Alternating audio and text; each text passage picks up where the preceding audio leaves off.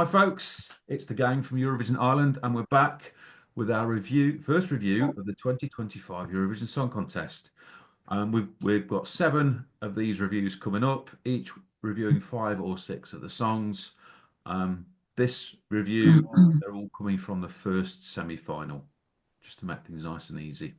I'll introduce the team first. We've got Sarah, Hi everyone. we've got James, Hi everyone. Bogdan, Hi everyone.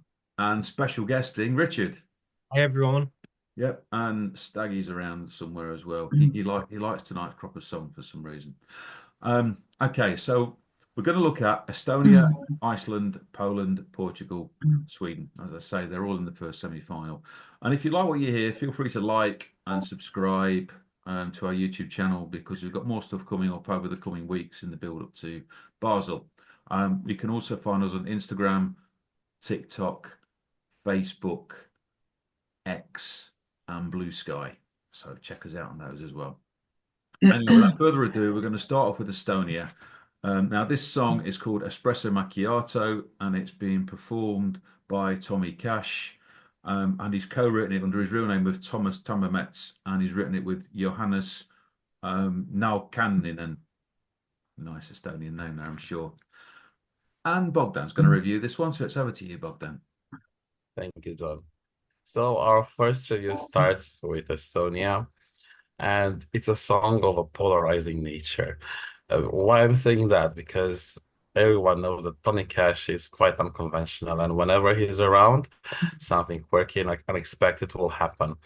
And this is the perfect moment at Eurovision to showcase his style, his unique style. Espresso macchiato, you either love it or hate it, but you cannot deny it's very catchy. And I'm convinced everyone that will be at Euro Club will be dancing and singing it along.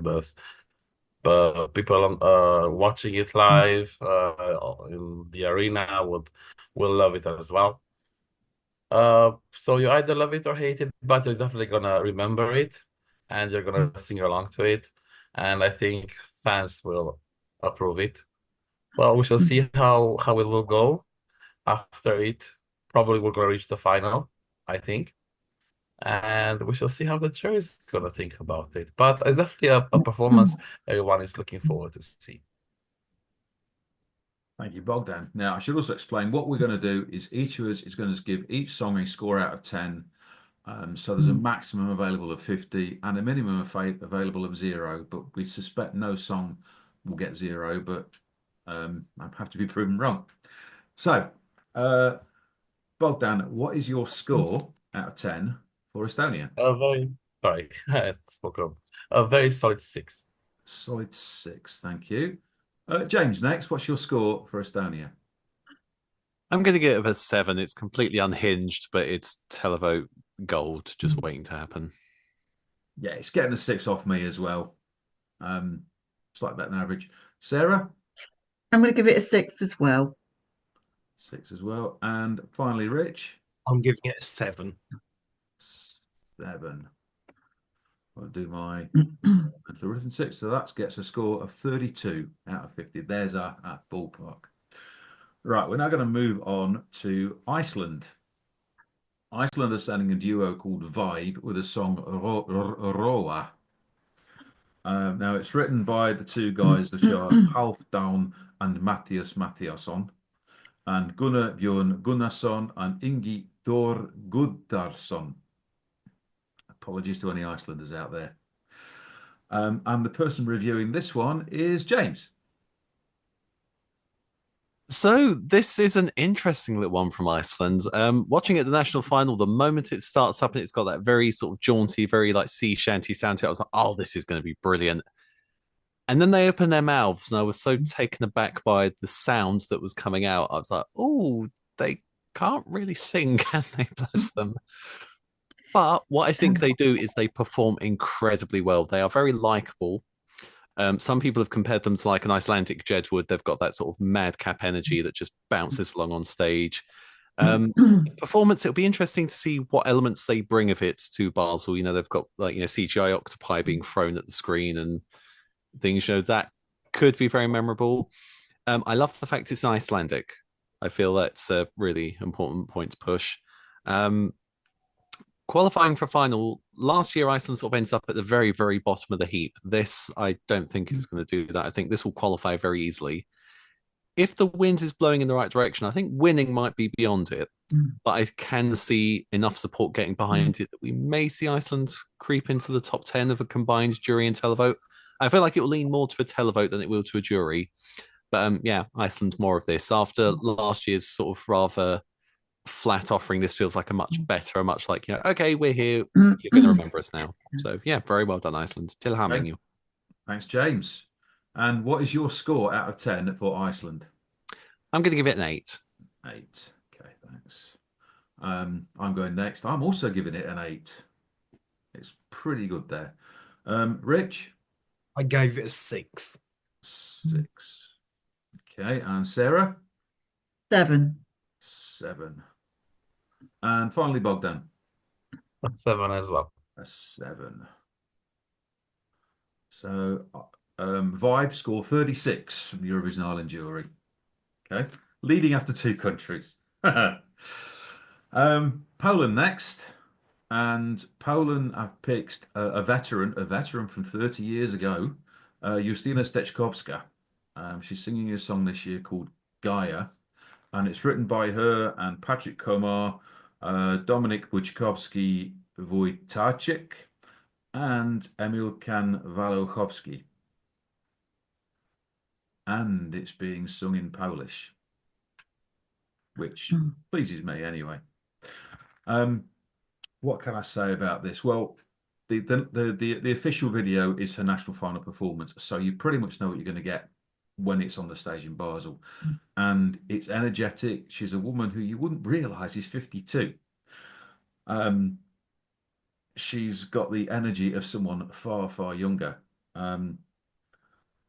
It's a song about her being a goddess and Mother Earth. That's all the Gaia thing, about what she's giving to the planet. And there's elements of eco singing in there, but there's also an element. It's also a love song as well. And I think it's a pretty good one. It grabs you. It grabs you probably a lot more than a lot of the similar songs to this will do. She's got the stage presence, the dancing is slick, the choreography is brilliant. There's even a couple of violins in there, which is something I always love seeing. She plays one, and then she swings from bars. I mean, what else can she do? She's going to perform the pants off this one in Basel. It's going to go down a storm. I think it's going to go down a storm at any Eurovision disco as well. It's got that nice thumping beat to it. I really, really rate this one, and I'm glad I was picked to review Poland in this broadcast. Yes, I did the picking. Yeah. Anyway, I have high hopes for this one. Who wouldn't love to see a Eurovision Song Contest in Poland? Because they did Jesk a few years ago, and they know what they're doing. Anyway, I rambled enough, and I'm giving this one a 9 out of 10. Rich, what's your score for Poland? 7. A 7, sorry. Yeah. 7, thank you. And Sarah? I'm giving it an 8. I really like it. 8. Thanks, Sarah. And Bogdan? I love it. I give it a 9. A 9. Okay. And finally, James? I'm giving it a 9 too. It's like Wild Dances for a new generation. It's brilliant. Very well said. So that gives us a score of 42 out of 50. That could be a tough one to beat over our 7 shows, but we'll see. Right, moving on. We're heading to the southwestern corner of Europe now and going to Portugal. Portugal chose their song through their usual Festival de Canção, and the winners were a band from Madeira, I believe. Yes, called Napa, and the 6 guys in Napa have co-written the song, and it is called Descolado.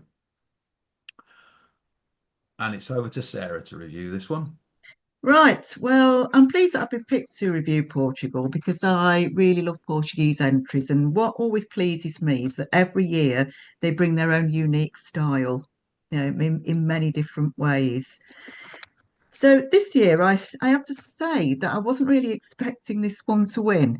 If I'm honest, Festival da Canção, there were lots. I have to say there were lots there that could have been picked. So I was completely stunned, when this came out as the winner. What I will say about it, it's a nice, gentle little song, and it kind of reminds me a lot of some of the sort of late songs that the Beatles produced back in the late 60s, early 70s. Now, my sort of dilemma here is that it's quiet, gentle. Now, that can sometimes stand out at Eurovision, depending on what's around it. So you've got So this year we've got lots of up-tempo numbers. We've got the sort of comical entries, and my worry is that it could get left behind, given the fact that it's performing in the first half of the first semi-final.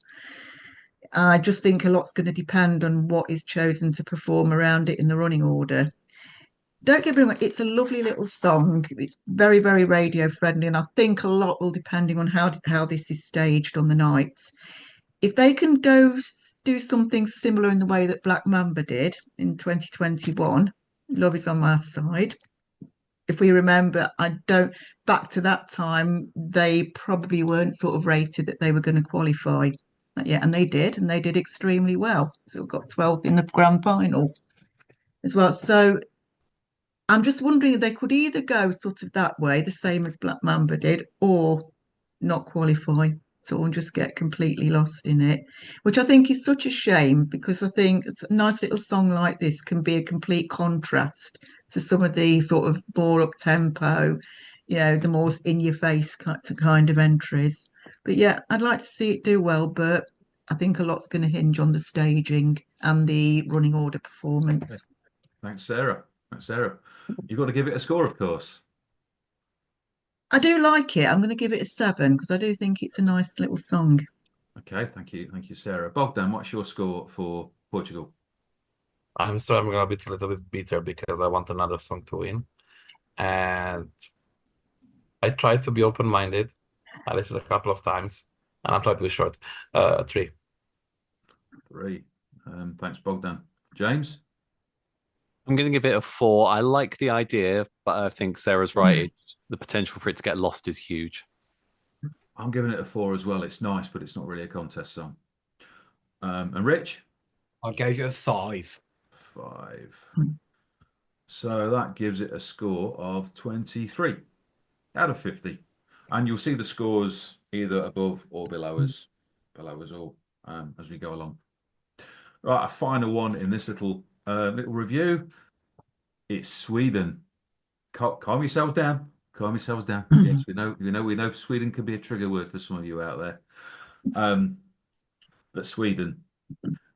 This is called Bara Bara Bastu, and it's written and performed by Kai, who have co-written it with Robert Skowronski, Christopher Stromberg, and Anders Vretov. I think there's a bit of Swedish in there, but they're not all Swedish. And to review this one, it is our Melody Festivalen correspondent. It's over to Rich. So last year, Sweden were represented by Norwegians. This year, they're represented by Finns. What can I say about Barabadabastu? I'm not a fan of comedic acts or comedic entries. However, they sing throughout, and the comedic elements come through their expressions, which I'm okay with that. Melody Festival, and when you're in the arena this year, when they came on, the whole atmosphere changed. I've never felt that sort of atmosphere before. I certainly know John messaged me and Phil from On Europe. I said I've never felt like that, and I sort of said the voting will be a formality. Okay, the jury voting wasn't a formality, and I think that's the way it's going to happen at Eurovision. I think it's going to have the telly voters behind it rather than the juries. And in that respect, I don't think it probably will win the whole thing, even though a lot of people are saying it will. It won't change the staging because traditionally Melody Festival and staging carries forward to Eurovision. So what you saw on that Saturday night is what we'll see in Basel. So yeah. good all-rounder. Thanks, Rich. Give us your score for Sweden. 9. A 9. Okay, I was suspecting something like that. Sarah? 8. 8. Okay. Bogdan? 9. 9. Ooh. James? Oh, come on, it's brilliant. I'm giving it 10. 10. Oh, 30. And I'm going to give it an 8. But dear Sweden, thank you for not singing in English. Thank you. Even the mouse is impressed. So that gives them a total of 44. Now, I'll just read off the scores that we've got, but you should be able to see them in the captions around us. From this review, in 5th place, we have Portugal on 23. In 4th place, we have Estonia on 32. In 3rd place, we have Iceland on 36. And we have sort of streaking ahead. We have Poland on 42 in 2nd place and Sweden on 44. Remember, these are scores out of 50. Now, I'm going to ask the question around the room. Could a potential winner come from any of these 5? I will start with Bogdan. As the scores say, we have 2 potential winners here, and I would be happy with either. Thank you. James? I think we've got a couple of potential winners here. One outright. I can also see 1 or 2 winning their semi-finals. Fair enough. Yeah. Sarah? I think we've got 2 potential winners. Yeah, definitely top 5. Yeah. Rich? Yes, I agree with everybody else. 2 potential winners. Yeah, I have to agree. One could streak away with it. There's one that could spring a surprise. So not a bad 5 songs, I think we review. As I said at the top of the show, feel free to like us, please. Feel free to subscribe. Have a look at our other channels that are out there. We're going to be publishing far more content in the coming weeks. How to around Basel included in that when some of us get out there. Anyway, that's the end of this first review. I'll go around the room again and people could say their goodbyes. So Richard, Bye. Sarah, Bye, everyone. James, Bye. Bogdan, Bye, everyone. and from me and Staggy, goodbye and see you next time.